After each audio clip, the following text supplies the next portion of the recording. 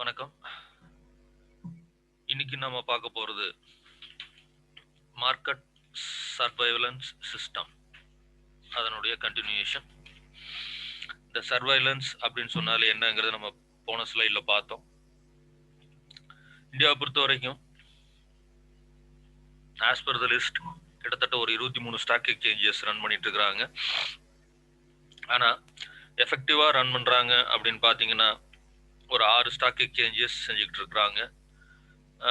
Because of என்ன reason அப்படின்னு சொன்னீங்கன்னா, செபியோடைய நார்ம்ஸ், செபியோட கண்ட்ரோல் எல்லாமே எனாக்ட் பண்ணுறதுக்கான வசதி வாய்ப்புகள் இல்லாத காரணத்தினால 23 ரெஜிஸ்டர் பண்ணியிருந்தாலும் ஆக்டிவாக எல்லாராலும் ப்ளே பண்ணப்படுகின்ற, அதாவது மார்க்கெட் பிஸ்னஸ் பண்ணப்படுகின்ற ஸ்டாக் எக்ஸ்சேஞ்சஸ் எடுத்துக்கிட்டிங்கன்னா 6 ஸ்டாக் எக்ஸ்சேஞ்சஸ். அதில் 3 ஸ்டாக் எக்ஸ்சேஞ்சஸ் ரொம்ப முக்கியமானது, ரொம்ப அதிகமான அளவில் ஷேர்ஸை வாங்கி விற்கிற ஸ்டாக் எக்ஸ்சேஞ்சஸ். அதில் ஒன்று என்எஸ்சி நேஷனல் ஸ்டாக் எக்ஸ்சேஞ்சஸ், ரெண்டாவது பிஎஸ்சி பாம்பே ஸ்டாக் எக்ஸ்சேஞ்ச், மூணாவது metropolitan stock exchange India limited. இந்த 3 ஸ்டாக் எக்ஸ்சேஞ்சும் தங்களுக்குன்னு தனித்தனியான ஒரு சர்வைலன்ஸ் சிஸ்டம், மேற்பார்வை இடுகின்ற ஒரு சிஸ்டத்தை அவங்க என்ன பண்ண ஒரு அமைப்பை ஏற்படுத்திக்கிட்டு அதன் மூலமா தங்களுடைய இன்வெஸ்டர்களுக்கு நன்மைகளை அளிக்கின்றார்கள். நன்மை அப்படின்னா என்ன அர்த்தம் அப்படின்னா, தீமை செய்யாமல் இருப்பதே நன்மை அப்படின்னு சொல்லலாம். அது தீமை எப்போ செய்வோம்னா வாய்ப்புகள் இருக்கும்போது செய்யும். வாய்ப்புகளை குறைச்சிட்டோம் அப்படின்னோம்னா தீமையில் செய்வது குறைஞ்சிரும். அதன் அடிப்படையில் என்எஸ்சி தனக்குன்னு ஒரு மேற்பார்வை அமைப்பாக ஏற்படுத்தி இருக்கிறாங்க. அதுதான் prism, parallel risk management system. எல்லா மேற்பார்வை அமைப்புக்குமே, சர்வைலன்ஸ் மெக்கானிசத்துக்குமே என்ன நோக்கம் அப்படின்னீங்கன்னா, தவறுகளை குறைக்க வேண்டும் அப்படிங்கிறதா. இந்த தவறுகளை எப்படி குறைக்கலாம் அப்படின்னு சொன்னீங்கன்னா, அங்க நடைபெறுகின்ற செயல்கள் ஒவ்வொரு மார்க்கெட்லையும் 3 மார்க்கெட்லையுமே என்ன பண்றோம் அப்படின்னீங்கன்னா, ஷேர்ஸை விற்கிறோம், வாங்குறோம், விற்கிறோம், வாங்குறோம், விற்கிறோம், வாங்குறோம். அப்படி வாங்கும்போது இது ஆன்லைன்ல ரியல் டைம் பேசிஸ்ல நடக்கிற காரணத்தினால எல்லாமே நொடி பொழுதுல முடிஞ்சிடும்.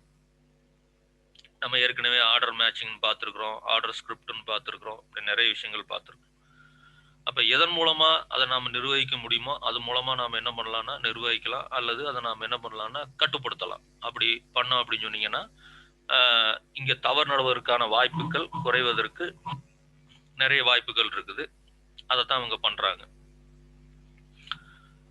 நமக்கு எல்லாருக்குமே ஒரு மெம்பர் ஆகணும்னு சொன்னீங்கன்னா அவங்க எவ்வளவு பணம் வச்சிருக்கணும்னு தெரியும். நம்ம ஏற்கனவே படிச்சிருக்கிறோம்.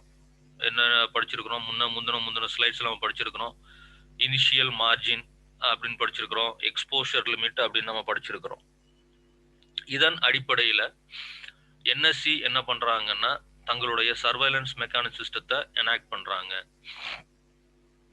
ஒவ்வொரு புரோக்கரும், அந்த புரோக்கருங்கிறது யாருன்னு சொல்லி சொன்னீங்கன்னா மெம்பர்ஸ் இருப்பாங்க. நம்ம அதில் 3 பேரை படிச்சிருக்கிறோம். Clearing member, professional clearing member, trading cum clearing member and self clearing member. இந்த 3 பேருமே தங்களுக்காக தொழிலை செய்யறவங்க. அப்படி செய்யும் போது அவங்களுக்குன்னு ஒரு இனிஷியல் மார்ஜின், ஒருத்தர் புரோக்கர் ஆகணும்னு சொன்னீங்கன்னா, கிளியரிங் மெம்பர் ஆகணும்னு சொன்னீங்கன்னா எவ்வளவு பணம் கட்டியிருக்கணும், எவ்வளவு மெம்பர் ஆகணும்னு தெரியும். அப்போ ஒவ்வொருத்தருடைய மூலதனம் எவ்வளவு இருக்குதோ, முதலீடு எவ்வளவு இருக்குதோ அது தகுந்த மாதிரி அவங்க என்ன பண்றாங்கன்னா ஃபிக்ஸ் பண்றாங்க. எந்த நேரத்துல அந்த இனிஷியல் மார்ஜினுடைய எக்ஸ்போஷர் கிராஸ் ஆகுதோ, லிமிட் கிராஸ் ஆகுதோ, எக்ஸ்போஷர் லிமிட் கிராஸ் ஆகுதோ, அப்போ ஒவ்வொரு முறையும் அவங்க ஒரு வார்னிங் அனுப்புறாங்க.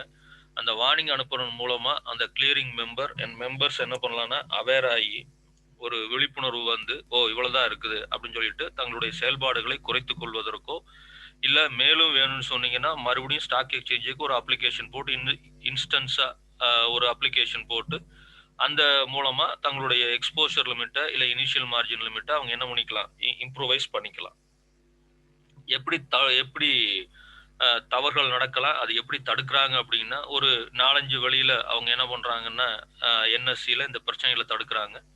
ஒன்று என்னன்னு பார்த்தீங்கன்னா இனிஷியல் மார்ஜின் வயலேஷன், அடுத்தது எக்ஸ்போஷர் லிமிட் வயலேஷன், அப்புறம் trading member wise position limit violation. So initial மார்ஜின்னா நான் எவ்வளவு பணம் இனிஷியலாக கட்டியிருக்கணும், எனக்கு எவ்வளோ ஒவ்வொரு ட்ரேடுக்கும் எவ்வளோ பணம் வருது அப்படிங்கிற ஒரு கான்செப்ட். எக்ஸ்போஷர்னா என்னால் எவ்வளோ வரைக்கும் எடுக்க முடியுங்கிறது. பொசிஷன்னா அந்த எக்ஸ்போஷர் லிமிட்டில் எத்தனை பர்சன்டேஜ் வரைக்கும் நான் என்ன பண்ணலாம், ட்ரேடிங் பண்ணலாம் அப்படிங்கிறது. இது எல்லாமே வந்து பார்த்தீங்கன்னா ஒரு 4 கேட்டகரியில் வந்து இன்ஃபர்மேஷன் அவங்களுக்கு பாஸ் பண்ணுறாங்க.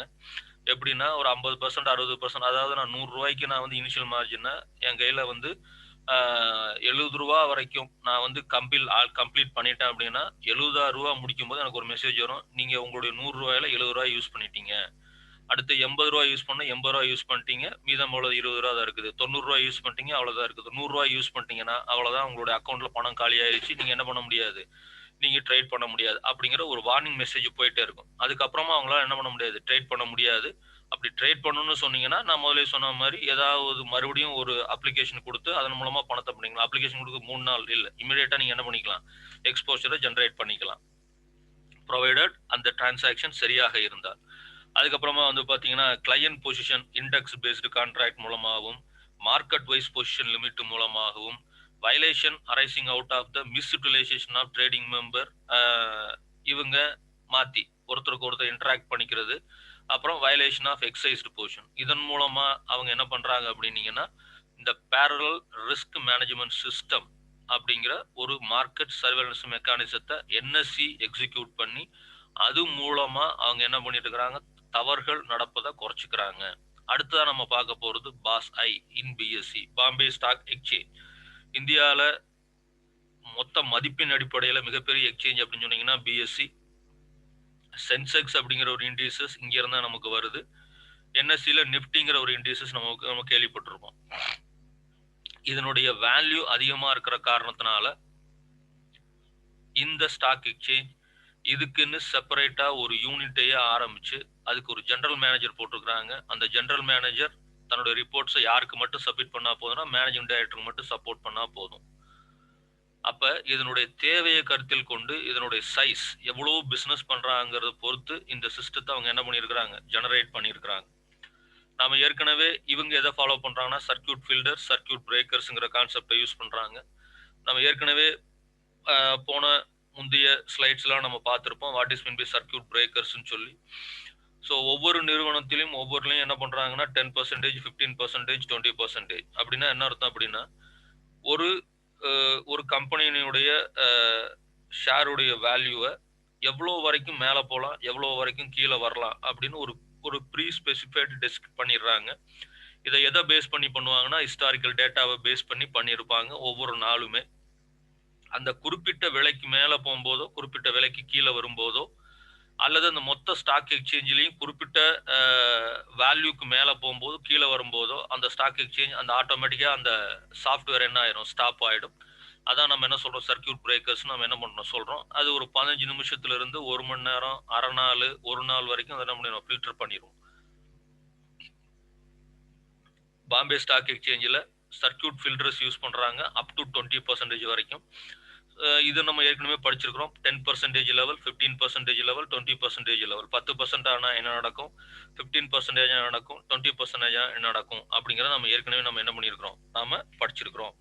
ஸோ இதனுடைய முக்கியமான குறிக்கோளை என்ன அப்படின்னு சொல்லி சொன்னீங்கன்னா ஸ்டாக் மெம்பர்ஸ், ட்ரேடிங் மெம்பர்ஸ் எந்த விதமான வயலேஷன்லையும் நடக்கக்கூடாது அப்படிங்கிற ஒரு குறிக்கோள் தான். இந்த பாஸ் அப்படிங்கிறது என்ன அப்படின்னீங்கன்னா Bombay stock exchange, that is BSC online surveillance system. இது வந்து ஒரு ரியல் டைம் சிஸ்டம். இது வந்து லேட்டஸ்டா டெவலப் ஆனது. இதுக்கு முன்னால இதோட பேஸ் வந்து பாத்தீங்கன்னா OLRT, online real time surveillance system. அதுல இருந்து இதுல என்ன பண்ணிருக்காங்க, இம்ப்ரூவைஸ் பண்ணிருக்காங்க.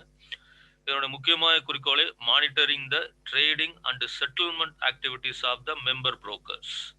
ஸோ இந்த சிஸ்டத்தினுடைய இது என்ன நடக்குது அப்படின்னு சொல்லி சொன்னீங்கன்னா இந்த சிஸ்டம் நாம எனாகட் பண்றதுனால இது வந்து தவறுகளை கண்டுபிடிக்குது. அது மட்டும் இல்ல, தவறுகளை ஆரம்ப நிலையிலே என்ன பண்ணுது, கண்டுபிடிக்குது.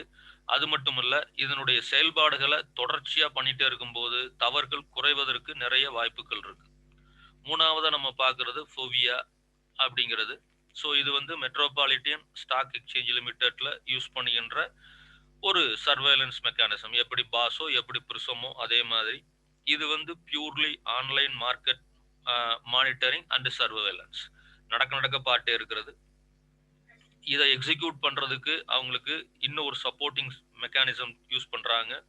எக்ஸ்சேஞ்ச் அட்மினிஸ்ட்ரேஷன் டெர்மினல் இஏடி அப்படிங்கிற ஒரு யூஸ் பண்ணிக்கிறாங்க. இஏடி மூலமா ஃபோவியா சர்வேலன்ஸ் மேனேஜ்மெண்ட் சிஸ்டம் எஃப்எஸ்எம்எஸ் அப்படிங்கிற ஒரு ஒரு சிஸ்டத்தை அவங்க என்ன பண்றாங்க, யூஸ் பண்றாங்க. இவங்க எதில் பேஸ் பண்றாங்கன்னா daily operating range, daily price ரேஞ்சில் அவங்க என்ன பண்றாங்க, செக் பண்றாங்க. இது both online as well as இந்த ஆஃப்லைன் மானிட்டரிங் பார்க்குறாங்க. அது மட்டும் இல்லாமல் ரிவர்ஸ் ட்ரேடையும் பார்க்குறாங்க. What is the reverse trade அப்படின்னு சொன்னீங்கன்னா, நானும் நீங்களும் டம்மியா நான் வாங்கிக்கிறேன் அப்படின்னு சொல்றது, அந்த எக்ஸிக்யூட் பண்ணதுக்கு இமீடியட்டா நீங்க என்ன பண்ணுவீங்க, அதே வேல்யூ எனக்கு வித்துடுவீங்க. அப்படி பண்ணோம்னா அதுக்கு பேர் ரிவர்ஸ் ட்ரேடுன்னு பேரு. இது பண்றதுனால என்ன நடக்கும்னு சொன்னீங்கன்னா, ஆர்டிஃபிஷியலா ஒரு டிமாண்டும், ஆர்டிஃபிஷியலா பிரைஸ் வேல்யூவும் என்ன ஆகும், குறையும். ஸோ இந்த 3 சிஸ்டமுமே எதை நோக்கி பயணிக்குதுன்னா, இன்வெஸ்டார்ஸை பாதுகாக்கணும் அப்படிங்கிற மூலமா தான். இந்த 3மே முக்கியமான விஷயம். ஆன்லைன் ரியல் டைம் சிஸ்டம் இதை எதை கம்பேர் பண்ணுதுன்னா, ஹிஸ்டாரிக்கல் டேட்டாவை கம்பேர் பண்ணுது. அதனால இதுல தவறுகள் நடப்பதற்கான வாய்ப்புகளை இது மிக மிக குறைக்குது. அதனால அல்டிமேட்டா யார் பெனிஃபிட் அடைய போறாங்கன்னு சொன்னீங்கன்னா, நன் அதர் தென் இன்வெஸ்டார், முதலீட்டாளர்கள் மட்டுமே. ஸோ இந்த ஸ்லைட்ல நாம மார்க்கெட் சர்வேலன்ஸ் மெக்கானிசத்தை, என்எஸ்சி யோடைய சர்வேலன்ஸ் சிஸ்டம், பிஎஸ்சியோடது, எம்எஸ்சியோடது நம்ம என்ன பண்ணோம் தெரிஞ்சுக்கிட்டோம். நன்றி.